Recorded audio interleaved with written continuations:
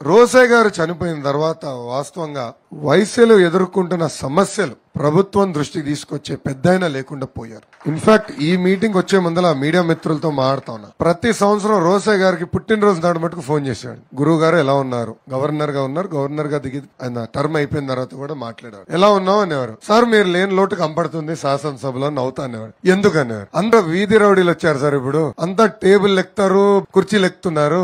మీరున్నప్పుడు నేను చాలా యంగ్స్టర్ ని, అంటే నా వయసు అప్పుడు 10-12 సంవత్సరాలు, అంటే రాజకీయాల అవగాహన వచ్చిన దగ్గర నుంచి నేను అసెంబ్లీ సెషన్ లో క్లోజ్ గా ఫాలో అయ్యేవాడు. రోసే గారు మాడుతున్నారంటే గౌరవం ఉండేది. బాబు గారు, రాజశేఖర రెడ్డి గారు హీటెడ్ డిస్కషన్ లో రోసే గారు అట్లా బాంబు వేసి అందరినీ చలపరిచేవారు, అందరు నవ్వుకునేవారు. ఆ లోటు కంపడుతుంది సార్ ఈ రోజు అని నేను అవుతానేవారు. నేను మొన్న 6 వయసుల మీటింగ్ కర్నూలులో కూడా చెప్పాను. తెలుగుదేశం పార్టీ అధికారంలోకి వచ్చిన మొదటి సంవత్సరంలోనే రోసే గారికి ఆయన స్థాయి దక్కిన విధంగా ఒక మ్యూజియం కూడా ఏర్పాటు చేసే బాధ్యత మేము తీసుకుంటాం.